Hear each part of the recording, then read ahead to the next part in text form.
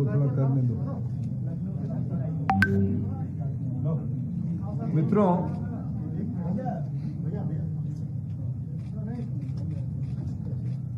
मैं सबसे पहले यूपी शासन की उप मुख्यमंत्री आदरणीय दिनेश जी को धन्यवाद देता हूं। आज उनकी नेतृत्व में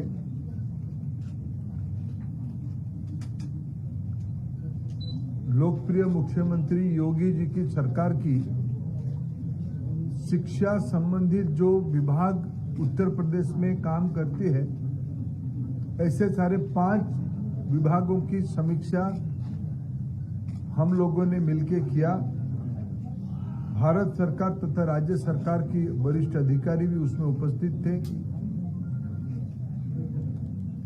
basic education, secondary education, higher education, technical education, skill and vocational education, ऐसे 5 विभाग की आदरणीय मंत्री, आदरणीय अधिकारी मित्रगण, हम मिलके आज की मौजूदा स्थिति, देश में लगभग 1 साल पहले 1 साल से ज्यादा राष्ट्रीय शिक्षा नीति लागू हो गया है। एनईपी 2020 अभी देश में क्रियान्वयन हो रहा है। मेरे लिए भारत सरकार की ओर से सबसे प्रसन्नता की बात है, उत्तर प्रदेश उन राज्यों में है जिन्होंने राष्ट्रीय शिक्षा नीति को, नई राष्ट्रीय शिक्षा नीति को लेटर एंड स्पिरिट में सही मायने में क्रियान्वयन शुरू कर दिया है।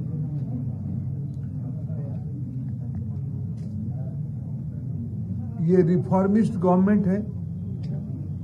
मैं कई विषय समझने का कोशिश कर रहा था।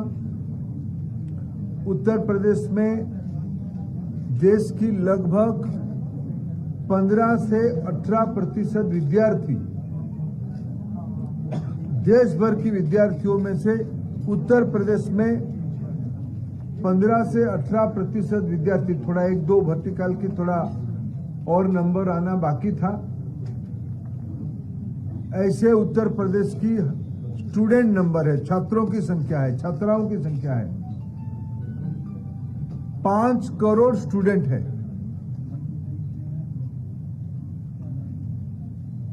विश्व में कई देशों को मिलाए तो उतने नागरिक होते हैं हमारे उत्तर प्रदेश में जितना विद्यार्थी है। और मैं भारत सरकार में पिछले 7 साल से काम कर रहा हूं। मेरा एक, जब भी मैं उत्तर प्रदेश आने का मेरे को मौका मिलता है, वो धारणा मेरा और मजबूत होता है।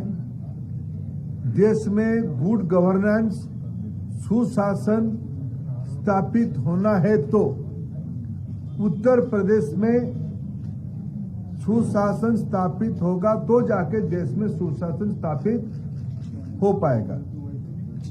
उत्तर प्रदेश में हम कुछ सही इम्प्लीमेंटेशन कर पाएंगे, अच्छा मॉडल ले आ पाएंगे, तब जाके देश में उसको स्केल करना, रेप्लिकेट करना सहज होगी। मैं बहुत प्रसन्न हूं। यूपी की शिक्षा विभाग के बारे में अनेक गुणात्मक इंप्रूवमेंट इन दिनों में हुई है। ड्रॉप आउट्स की संख्या में कटौती आई है, रिडक्शन हुई है। शिक्षा को एकेडमिक्स के साथ साथ स्किल के साथ सिनर्जी करना, जोड़ के आगे बढ़ाने की, विशेष करके उत्तर प्रदेश की higher education institution, higher education department की एक स्पेशल इनिशिएटिव मैंने मेरे समीक्षा में समझा।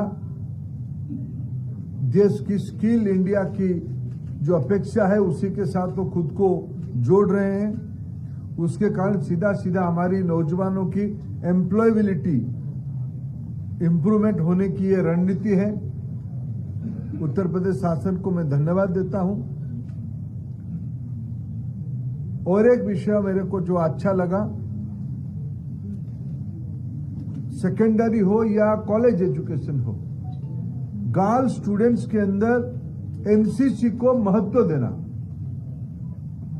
ये भी एक शायद एक स्टेट एनसीसी को इतना, ऐसे ही एनसीसी शुरू ही सैनिक स्कूल शुरू ही हुई थी उत्तर प्रदेश की लखनऊ से। और एक विषय जो उत्तर प्रदेश ने अच्छा किया है, सेकेंडरी एजुकेशन में किताब को सहज और सुलभ दर पे विद्यार्थियों को मिले, इसीलिए एनसीईआरटी के साथ अनुबंधित होके यूपी शासन और एनसीईआरटी दोनों मिलके काफी मात्रा में सस्ते दर में गुणात्मक किताब और यूपी की कैरिकुलम को ध्यान में रखते हुए, ऐसा नहीं कि एनसीईआरटी की कैरिकुलम को यहां लागू करना, हर एक राज्य की प्रायोरिटी और चरित्र अलग होते हैं। यूपी की कैरिकुलम को एनसीईआरटी के साथ मिलके यूपी की विद्यार्थियों के लिए सहज और सुलभ दर पे उपलब्ध कराना, मैं मानता हूं देश की स्कूली शिक्षा में ये एक बहुत बड़ा रिफॉर्मिस्ट कदम है, जिसको हमारे योगी जी की सरकार ने और दिनेश जी की नेतृत्व में उसको करवाया गया है। अनेक फीचर शायद यूपी शासन की और एक अच्छी फीचर मैं मानता हूं, कोरोना के समय में उसकी और महत्व बढ़ती है। भारत सरकार के सामने कोई विषय रखता है तो उसमें हमारे पास कोई उसकी उत्तर नहीं रहती है, क्योंकि शिक्षा कॉन्करेंट लिस्ट में है और राज्यों की विशेष अधिकार भी उसमें रहती है। स्कूल की फीस के बारे में शायद उत्तर प्रदेश एक प्रमुख राज्य है जिन्होंने पहला जिन्होंने फी रेगुलेशन एक्ट बनाया, जिसके कारण मध्यवर्गीय लोगों को गुणात्मक शिक्षा सुलभ दर पे बच्चों को मिल पाए। ये एक प्रोग्रेसिव कदम मैं मानता हूं, जिसको हमारी जुडिशियरी ने भी अप्रिशिएट किया है, उसको मॉडल बनाने के लिए अन्य जगह को कहा है। उत्तर प्रदेश की और एक अच्छी फीचर है, मेधावी विद्यार्थियों को प्रोत्साहित करने के लिए, मैं भी मित्रों नया व्यक्ति हूं शिक्षा वर्टिकल में, देश और राज्यों की अंदर जब मैं शिक्षा की समीक्षा करता हूं, अनेक अच्छे मॉडल विभिन्न राज्यों में दिखने को मिलता है। लेकिन मैं आज समीक्षा में जो यूपी की जो कुछ अच्छे फीचर हमारी समझ और सीख बढ़ी, उसमें उस इलाका की अच्छे विद्यार्थी के नाम पे गौरव पथ निर्माण करना, ये भी देश की अन्य राज्यों को विशेष करके 21वीं सदी में नई पीढ़ी की ग्रामीण और छोटे इलाका के विद्यार्थियों को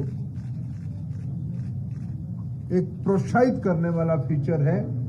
मैं इस प्रकार की अनेक अच्छा विषयों को मैंने आज यूपी की समीक्षा में मैंने पाया। कुछ यूपी की अधिकारी मित्रों ने और भारत सरकार के हमारे अधिकारी मित्रों ने दोनों की ओर से जो कुछ प्रशासनिक सहूलियत और बढ़े, उसके बारे में भी आपस में चर्चा हुई है। मैं आने वाले दिनों में स्वयं ऐसे विषय को यूपी के अधिकारियों को दिल्ली बुला के प्रत्यक्ष खुद उपस्थित रह के उसकी समाधान की रास्ता निश्चित रूप में अग्राधिकार रूप में मैं करूंगा। और मैं फिर इतना ही कहूंगा कि यूपी देश के अंदर न केवल एक संख्या के आधार पे एक नंबर है, गुणात्मक दृष्टि से भी यूपी कई मामले में देश के लिए अभी भी बेंचमार्क है।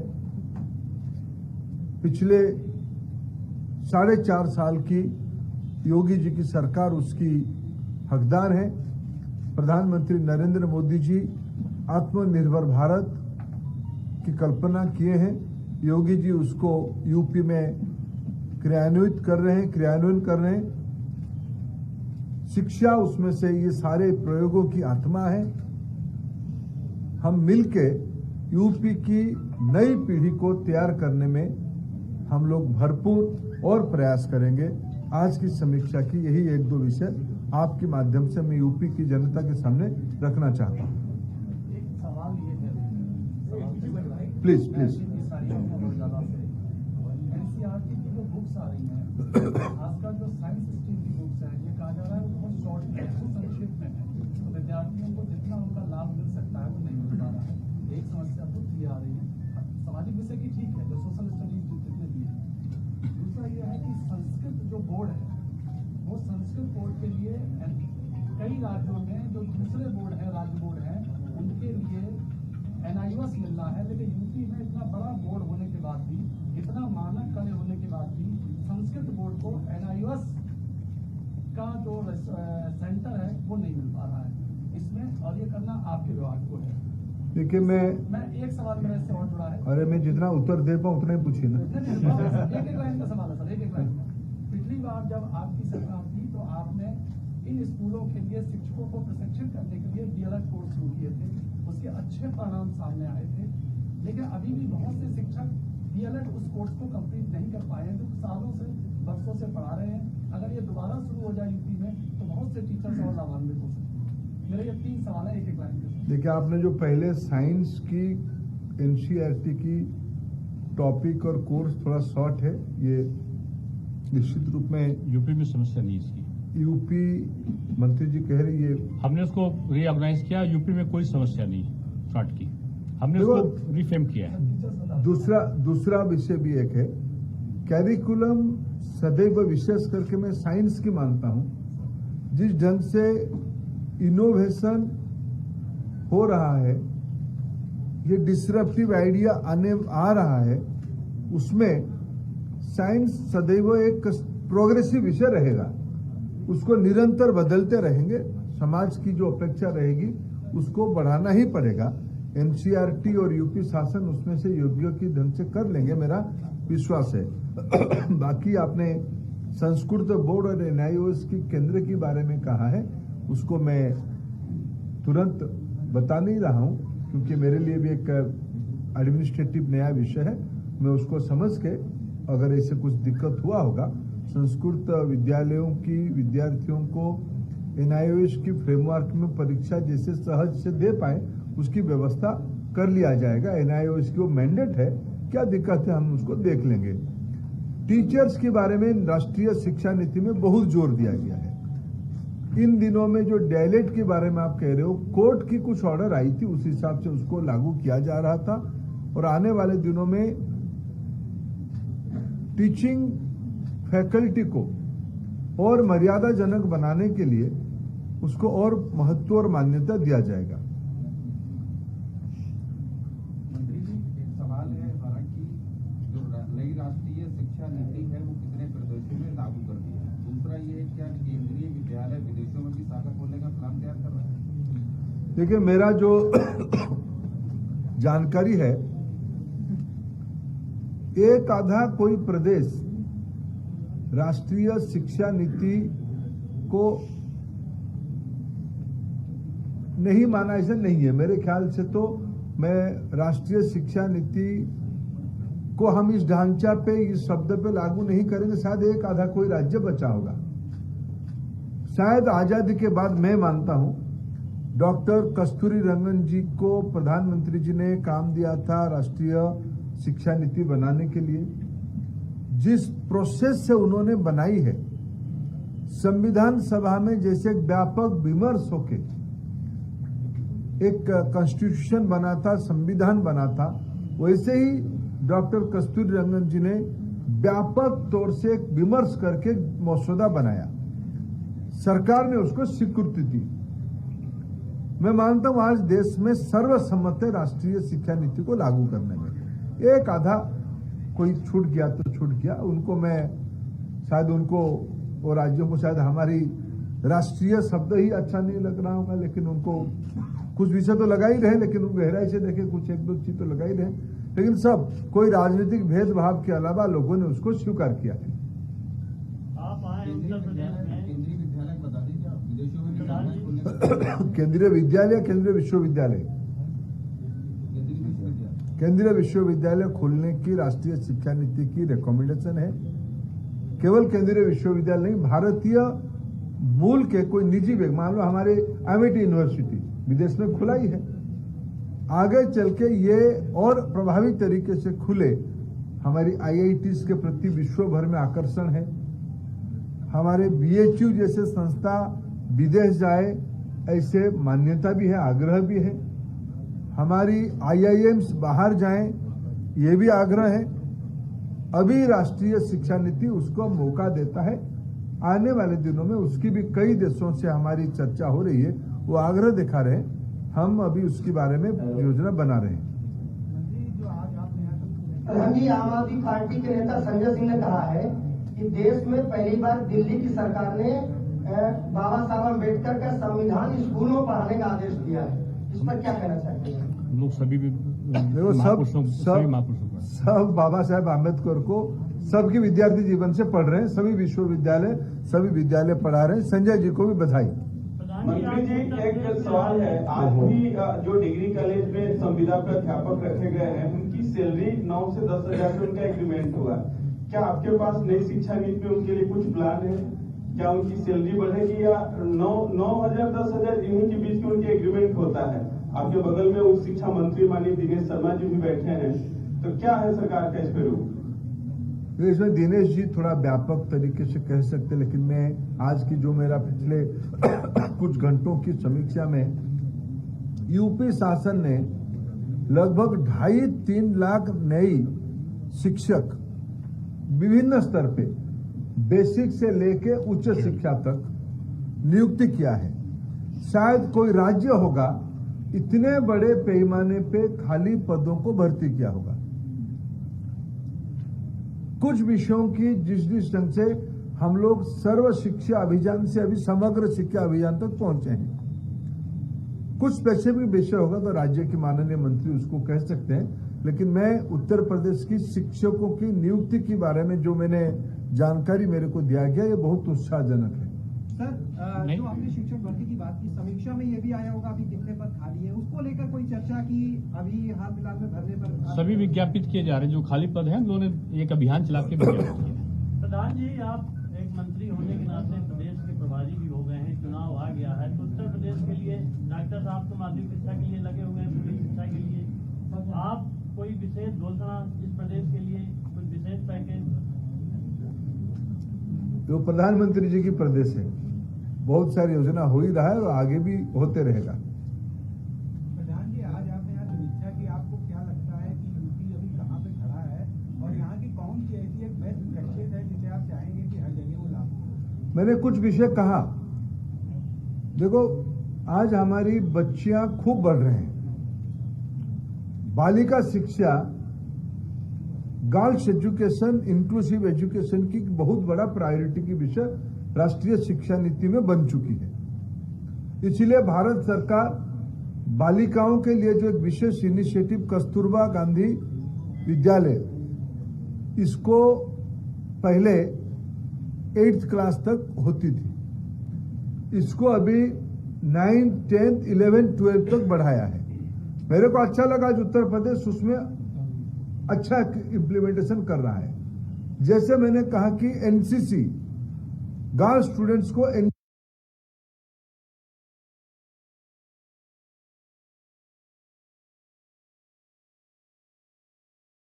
पिछले कुछ समय की, जैसे मैंने कहा हायर एजुकेशन में ऑर्गेनाइज तरीके से स्किल को जोड़ना, जिसमें एम्प्लॉयबिलिटी बढ़ेगी, ये एक एनईपी की रिकमेंडेशन है।